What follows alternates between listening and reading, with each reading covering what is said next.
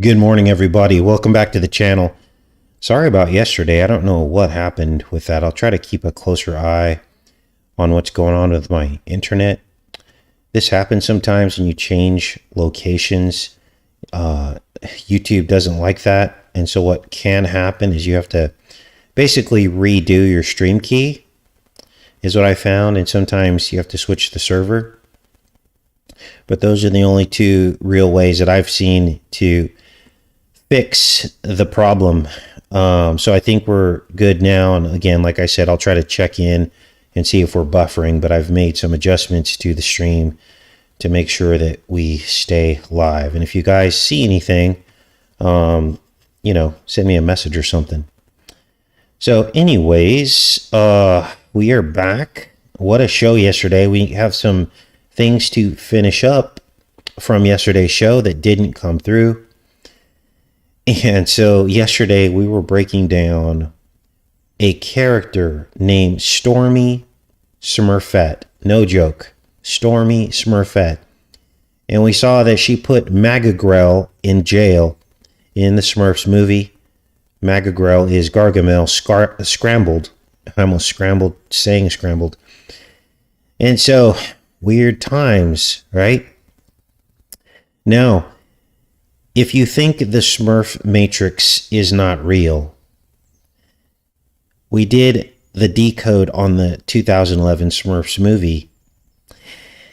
And inside that movie, the Smurfs emerge from a portal underneath Shrump Tower. We have to call it Shrump or Shrump Tower.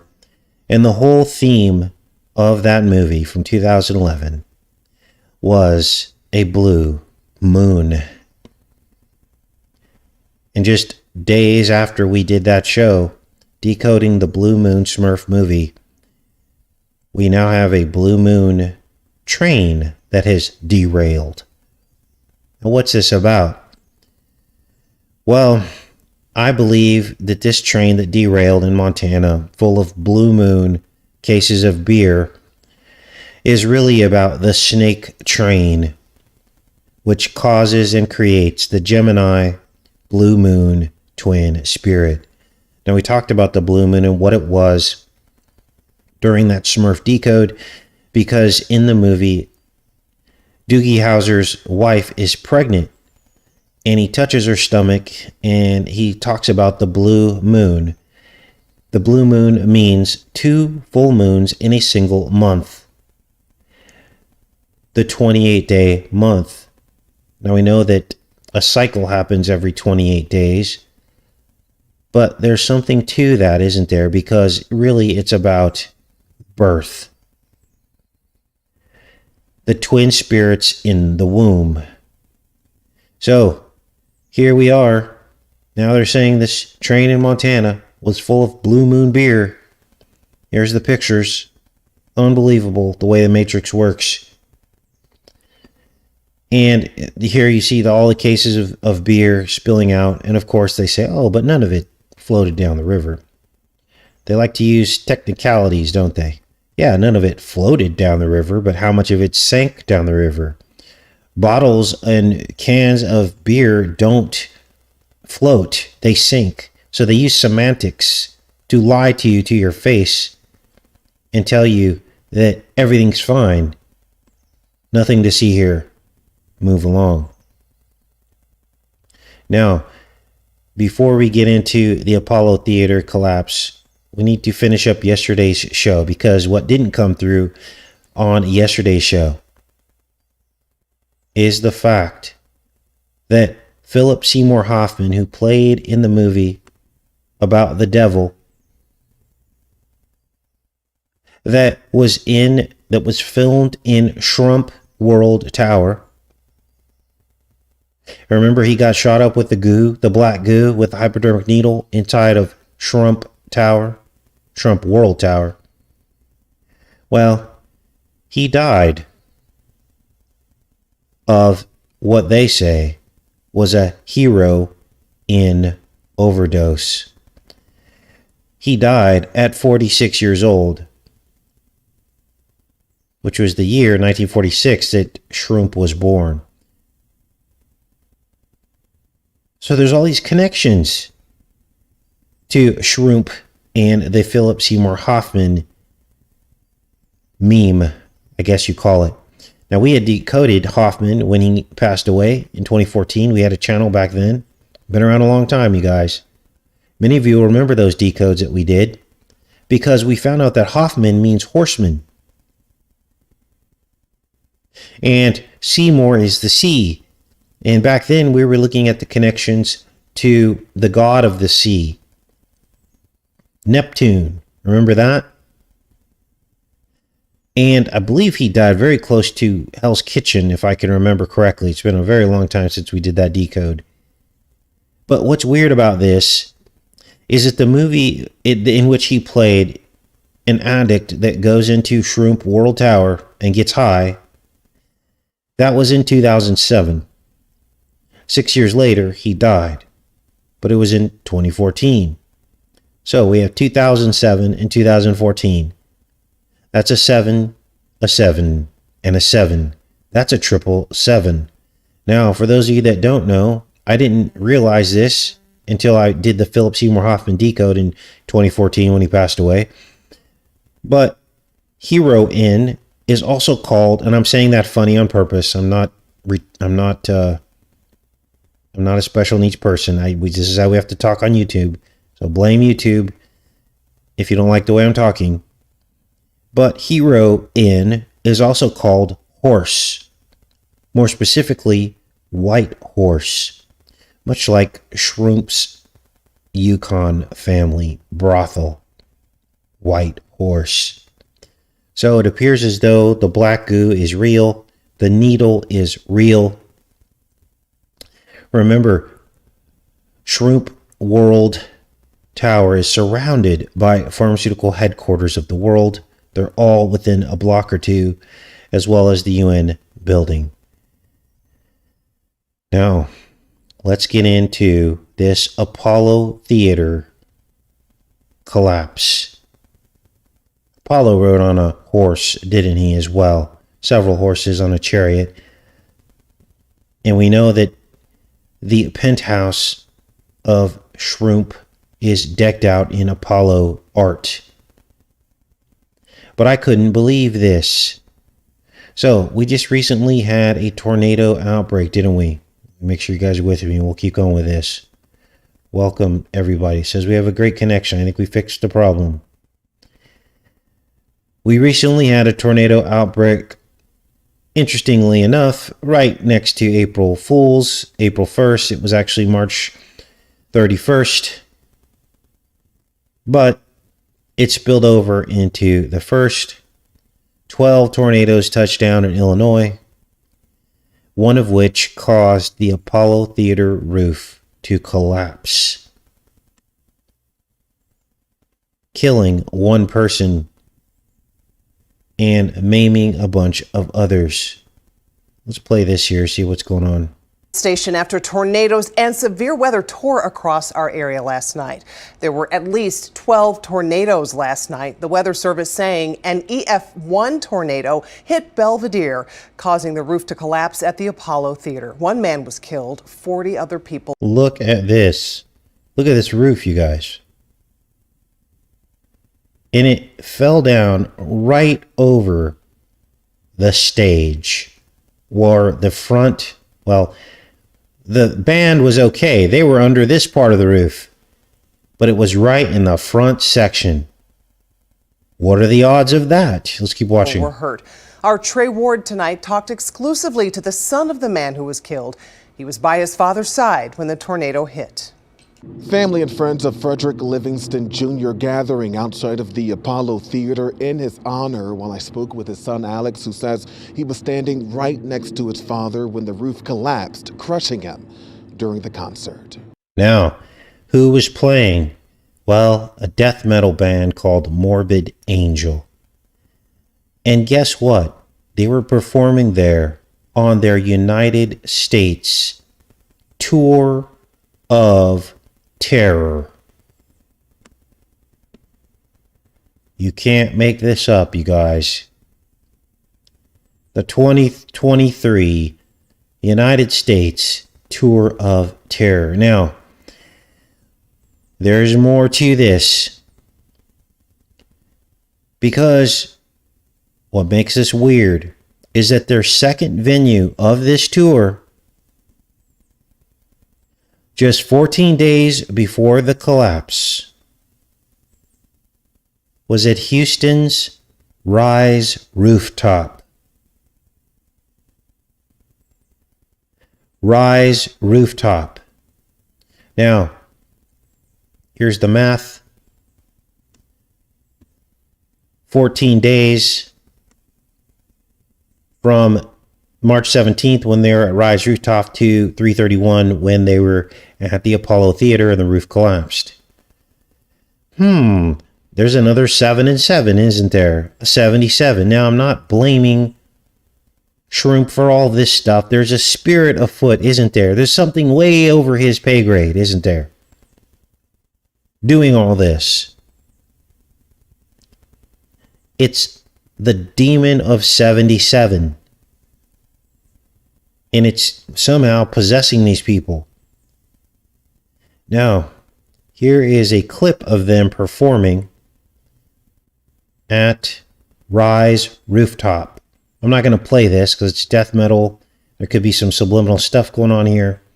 But somebody uploaded this before the roof collapse at Rise Rooftop on YouTube.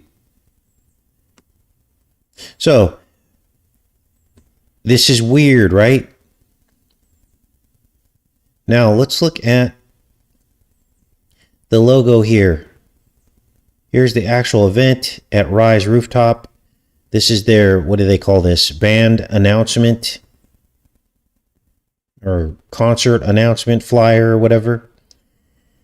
And this is crazy because the name of the venue, Rise Rooftop, is not on the roof of the flyer, which is where it normally is put. Well, I don't know. I'm just thinking spiritually right now, you guys. But the roof is on the ground.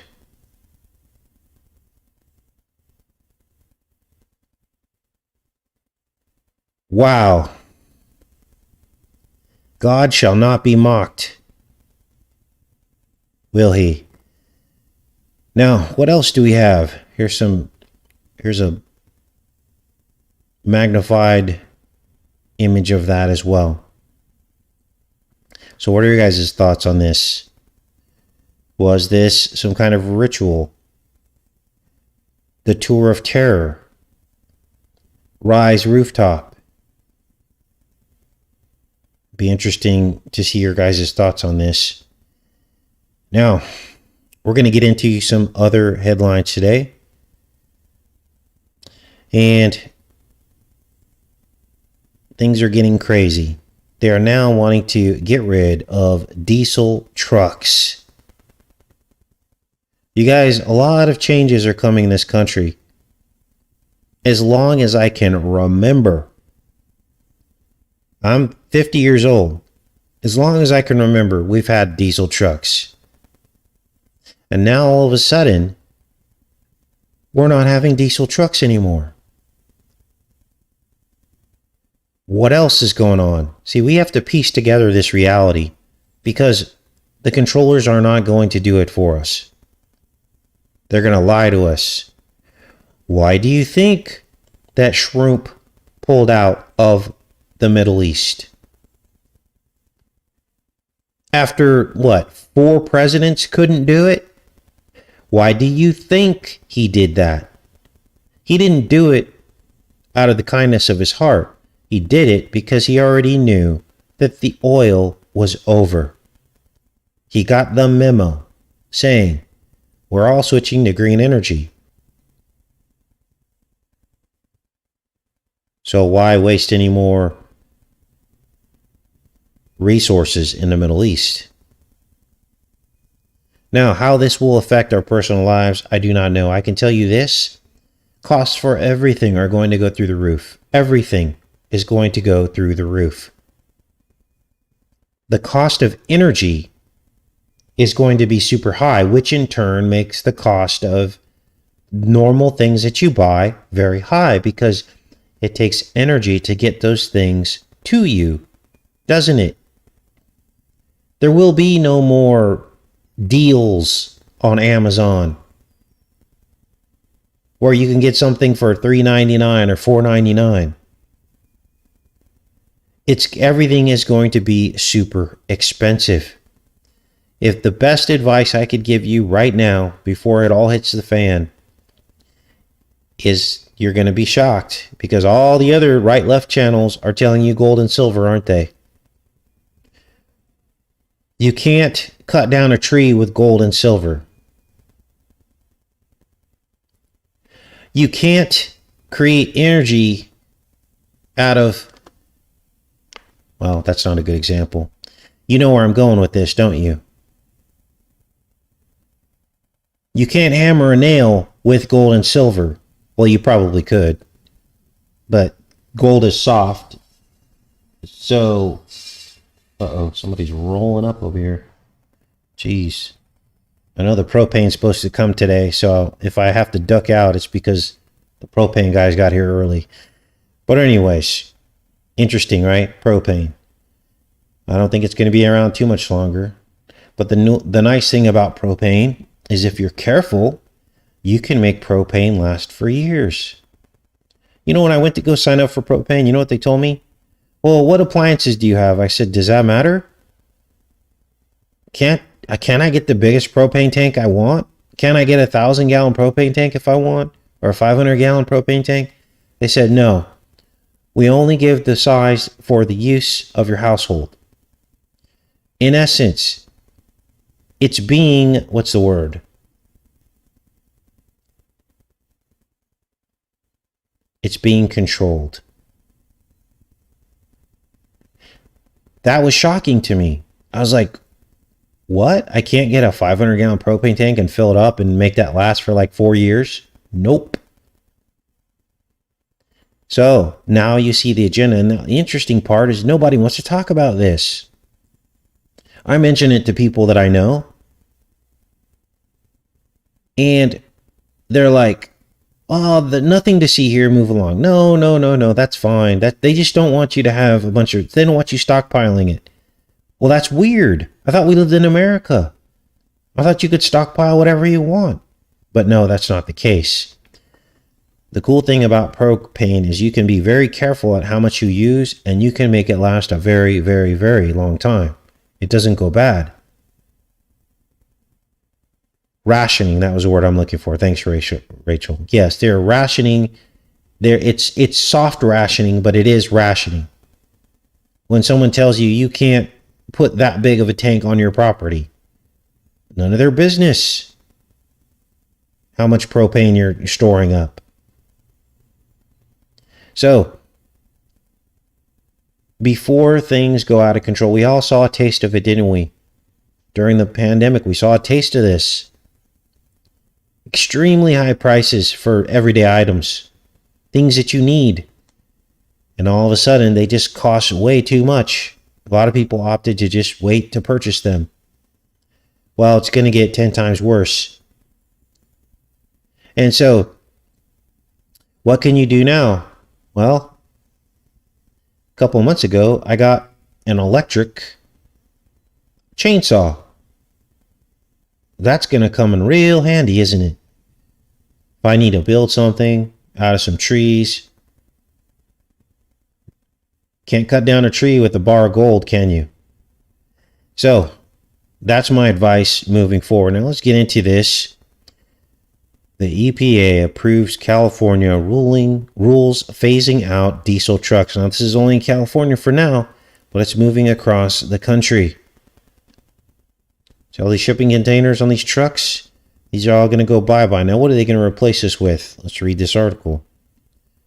The Bo Jiven administration cleared the way Friday for California's plan to phase out a wide range of diesel-powered trucks, part of the state's efforts to drastically cut planet-warming emissions and improve air quality in heavy traffic areas like ports along the coast. So, The rule requires truck manufacturers to sell an increasing number of zero-emission trucks over the next couple decades. What is that, electric? Are those electric trucks? I don't know. What is a zero-emission truck? Today's announcement allows the state to take additional steps in reducing their transportation emissions through these new regulatory actions. We're leading the charge to get dirty trucks and buses, the most polluting vehicles, off our streets. Wait a minute. Who was trying to tell us 10 years ago that, commuter transit, buses and subways? What happened to this train they were talking about? We want everybody to get on buses to save our environment. Remember that? Well, now they're saying, see the gradualism here? Now they're saying that dirty trucks and buses are the most polluting vehicles. They don't talk about the shipping containers, the shipping container ships in bunker fuel, as my friend Mike Morales likes to point out. He's completely right. Nobody talks about that because those people are making a killing. They'll never try to make an electric shipping container ship, will they? This thing wouldn't even get out of port before it died. The EPA typically sets standards for tailpipe emissions from passenger cars, trucks, and other vehicles, but California has historically been granted waivers to impose its own stricter standards. So, zero emissions. Now, they call this different things in different countries. They call it net zero in the UK and zero emission in America, but the common theme is enslavement. Because anybody who has done any study of geography and how many people live in the world and how many people are in on this, how many countries are actually trying to be zero emission compared to the world population, will tell you that we would be a drop in the bucket. Now, this begs the question.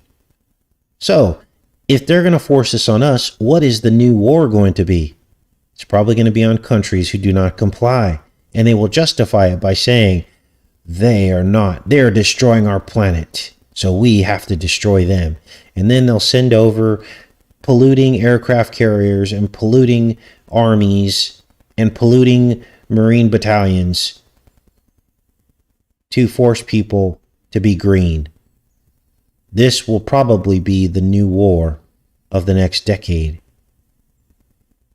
And people will believe this garbage. They'll believe it and justify it. What else is going on? Well, guess what? Bo Jivin is going after your light bulbs. Can you believe this? A light bulb ban coming from the man where the light bulb isn't shining as bright as it should be. He's on the dimmer switch. Bo Jivin is preparing to implement a sweeping nationwide ban on commonly used light bulbs. Wait a minute. Didn't we already switch away from incandescent light bulbs? Prohibits retailers from selling incandescent light bulbs were finalized. Okay, well, they were already doing this, weren't they? Wow. The lighting industry is already embracing more energy efficient products, and this measure will accelerate progress to deliver the best products to American consumers and build a better and brighter future, says Energy Secretary Jennifer Granholm, featured in the Illuminati playing cards. According to the DOE announcement, the regulations will save consumers an estimated $3 billion per year on utility bills, cut carbon emissions by 222 million metric tons over the next 3 decades. Wow. So, welcome to our future. Now, is there any way to stop this? Probably not. But you can inform people so that they're not feeding into this madness, so that people can pray against this. Now, this story is interesting. Radioactive wormwood Chernobyl dogs. I don't believe that these Dogs are actually evolving, as Popular Mechanics claims. The dogs of Chernobyl are experiencing rapid evolution, study suggests. Look at this. They picked this dog that almost looks like a wolf or something. It's got like a lion mane on him or something. And what I think this really is rabid animal programming. For decades, scientists have studied animals living in or near Chernobyl nuclear power plant to see how increased levels of radiation affect their health, growth, and evolution. A new study analyzed DNA of 302 feral dogs living near the power plant, compared the animals to others living 10 miles away, and found remarkable differences. Yeah, right. So, now someone had mentioned to me that when you have a feral animal, like a cat or a dog, and they spay or neuter that animal, they will clip the ear of the animal. Like take a punch out of their ear. And it's interesting because Azrael, which is Gargamel's cat, has exactly that. A punch taken out of his ear. So, is this about us, the year of the cat, being neutered and spayed? Well, I think it's already happened. We're already seeing birth rates falling dramatically, and nobody wants to admit why that's happening, but it's happening. Now, I have some Shrump updates for you, and we're going to talk about this on an esoteric level and spiritual level. Now, the charges are up to, 30-something charges? That's what they're saying now. They're saying this is just the beginning. And ironically, the media is starting to tap in to the whole Julian meme. Look at this. Look at the side-by-side here. Julian, of course, I'm not going to say his last name. Inside of the jail truck or jail van, they show Shrump pretty much in the same situation as his impending jail sentence, or so they tell us, and so they want everyone on the right to believe, is just around the corner. Now, I say ironically because Shrump flip-flopped on the Julian issue, didn't he? First, he called him a hero during the campaign, and then in the end, he ended up condemning him as an enemy of the state. But here's what's clear to me. The left is now, or the media and the left is now weaponizing these images to trigger the right. I truly believe that's the whole purpose of this. The roasting ritual, the humiliation ritual of Shrump is a gaslighting ritual to try to move the right to action so they can draw out their prey and then issue one decisive final blow to wipe us all off the map. So what do? Well, what you don't want to do is walk into these people's traps. What are the traps? Well, we're going to talk a little bit about that. We reject their verbal arguments. You guys, there's a lot of God-loving people out here, even my neighbors, amazing people. But I talk to some people and they're still in the right-left argument. They don't understand what's happening here. They say, oh, it's so unfair that Shrump this is happening to him while Bunter Hayden goes free. I said, you don't understand. Well, I try to talk to them, but you got to be careful because immediately they think you're on the left. I'm like, you don't understand. This is a ritual. It's to get you talking about it. The whole thing is scripted to trigger the right. And if you find yourself defending Shrump on this, then you've already lost. Because here's what's going to happen. You will get grouped into whatever CIA operation that they wish to deploy, which will characterize you as a right-wing extremist. That's the honey trap. and even verbalizing it or talking about it on social media, defending it, joining these alternative sites, and being part of the echo chambers, talking about the travesty of what's happening to Shrump, that alone will tag you in some way, shape, or form to become a targeted individual on many, many levels. Now, I hope you guys are understanding this because this is serious. Psychological operations are very real. Now, here's what I've noticed. I've noticed an uptick of other channels, most of them small, coming against ours. And the people who support them. And they're doing so because they're trying with all their might to keep you in the right-left paradigm. To keep you voting and believing. It's a secret agenda. They never challenge this channel on the merits of the work that we do. It's always some Gematria calculator. Because secretly, what they really want is for you to stay in the right-left paradigm.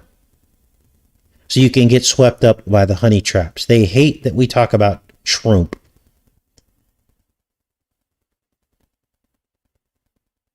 They hate it.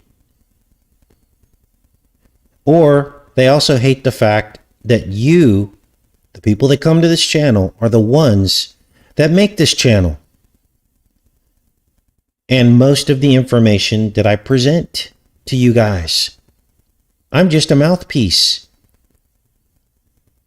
And it's always some Gematria calculator. They'll never run the calculator on themselves or their real names because you don't even know who their real names are. They have some screen name. They don't put their personal Facebook up there. Why do you think that is? It's because if you knew their real name and plugged their name into a Gematria calculator, it would say the same thing. It would say evil, Freemason, devil. Now, when you see this stuff, and I'm not going to give these people any airtime, and please do not do that on the chat here because that's exactly what they want. If you are at all confused about Gematria and how it works to try to slander people, go to the very same Gematria calculator sites that they use and plug their channel name into the calculator and see what you see. And you'll see all the evil associations. And now it doesn't mean they're evil either, other than the fact that they're coming against this channel. But you can do the exact same thing. And in fact, you can ask them what their full name is. Oh, they probably won't tell you. But if they did, you could plug that into the calculator. And once you see what they're about and what they're doing, that they're not going to give you their real full name, then you can do what you need to do about that channel or those channels. And this is why I never bought into using Gematria to go after good people.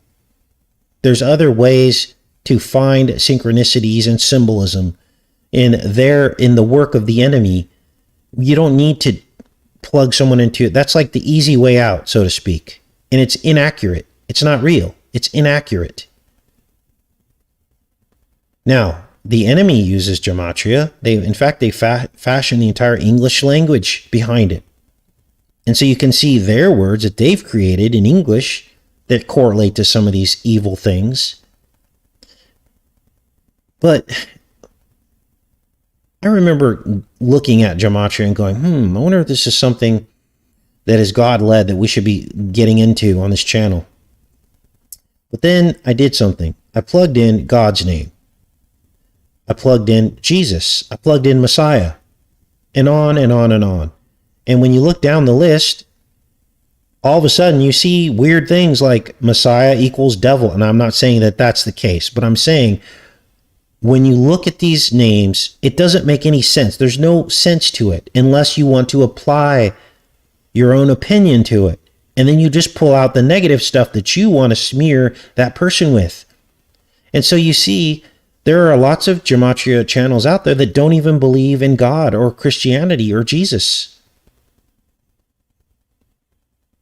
And the ones that do simply ignore the evil associations with the word Messiah or God or Jesus. Now, I did this myself. I went through this study. So, here's the other thing that's toxic. When you go on those channels, there's an echo chamber of hate and false accusations. Why? Because everybody loves to pile on into the stars because our channel's big. It's not even that big, to be honest with you, compared to how long we've been on YouTube, compared to Call for an Uprising, compared to, well, he's not here anymore, but compared to KJ, Scariest Movie Ever, compared to High Impact Flicks, we're tiny compared to those channels. But people, the small channels, love to pile on and say, oh, he's a big channel. They weren't here in 2012 when we were putting up videos every single week. So what happens is, over the years, we've blocked a lot of people. So what they do is they go over to those channels, and it's an echo chamber, and they just say whatever they want. They don't show any proof. And this is what YouTube has become. It's become very, very, very toxic. So people ask me, why don't you help other channels? Why don't you do more collaborations? Every time we try to do a collaboration, I'm not saying, I would say 80% of the time. We've done some great collaborations, but others we haven't. I try to help channels. I give them shout outs, and then we get attacked by that very same channel. I'm like, what is wrong with people? What is wrong with people?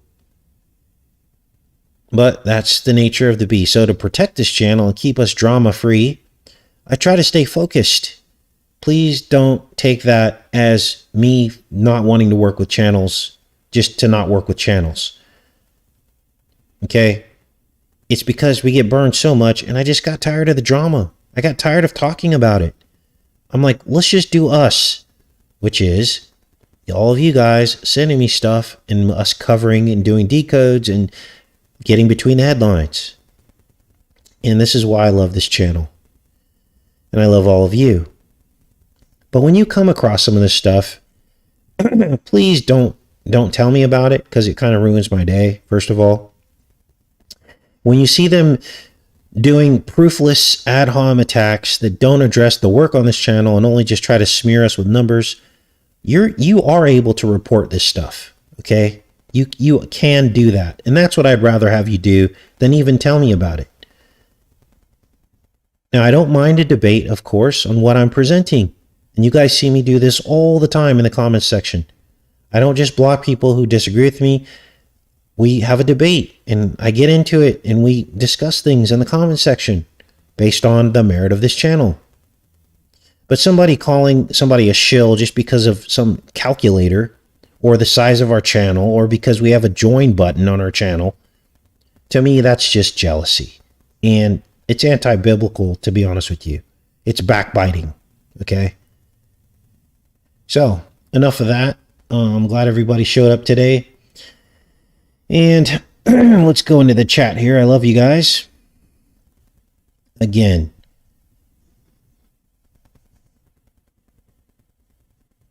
All right. So, that needed to be talked about.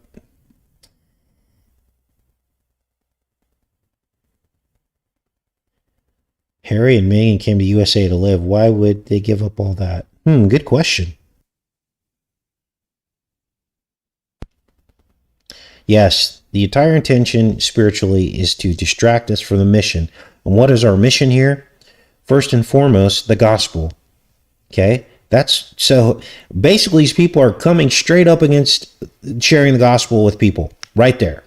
Second place is the right-left paradigm, which leads you down a path of destruction. If you believe the right or the left, the leaders I'm talking about, then you're set on a path of destruction. You fall into traps like getting poked with things, or giving your consent by voting, or falling asleep to the hidden agenda that is happening right under everyone's noses. But they're so asleep to it because they're in the right-left paradigm, they keep allowing their leaders to push the ball forward, to move the ball down the field. So that's what they're trying to hide and squash and silence. Okay? So I'm glad that we had a good stream today. I love you guys.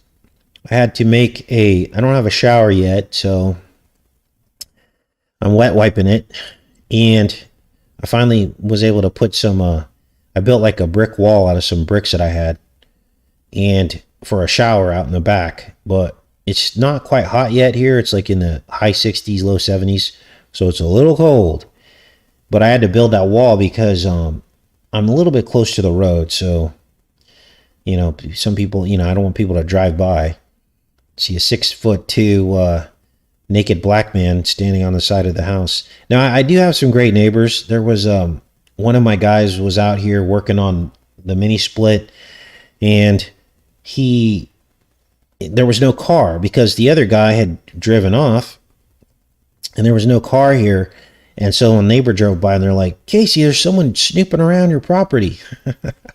I was like, right on.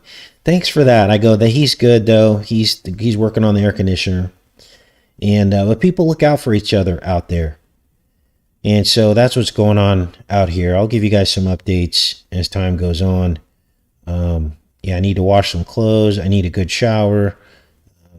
The dogwoods are blooming. It's absolutely stunning. You know, these trees are just God's gift. You know, it's like the first sign after the long winter that God still rules this world in terms of the spiritual realm and helping us to get through to the end, to endure to the end. And so you see these dogwood blooming, and these trees are indestructible. Indestructible. I actually saved a couple of these trees. They got tipped over by fallen trees. These things were laying flat on the ground. And one of them was still blooming, even though it was laying flat on the ground. So I got my truck and I tied a rope to it, and I pulled the tree up straight, and I tied it off with a board to prop it up. And it was just so beautiful. If you guys ever have the opportunity to have dogwoods or have seen dogwoods blooming, it's pretty amazing and special. And what else? I had caught a new character on the camera. Couldn't really make him out, but it looked like a cat with boots, like white boots. I don't know, maybe it was the fox. But weirdly, my trail cam takes much better night photos than my blink camera. And so on the trail cam, you can clearly see, oh, that's a fox or that's a deer. So I'm not sure what this animal was, but we'll have to find out. Then I got attacked. It's been a crazy last 48 hours, you guys. Then I got attacked by wasps, like hundreds of wasps. And apparently, according to my contractor, this is the time of year where they're looking for their nests. So there's like millions of them out there. And I'm like, oh, no, you didn't. You are not going to nest in my house. No way. So they fly all around, and then they're like swarm up and they like land on things. And a lot of people are like, oh, they're harmless. Well, I get that, but I want to be able to use my outside area. You know, I don't want to like worry. And these things, they'll dive bomb you. And, you know, if you kill one, it's like they can smell that on you like forever and ever, like years. Or if you get stung by one and you're the first person they come after, they'll literally like hover around your head. So I've been on the campaign tour trying to make sure this place is, there's my gas guy. I got to go, you guys. I love you guys. And I'll see you tomorrow, okay? Much love. Take care and be safe.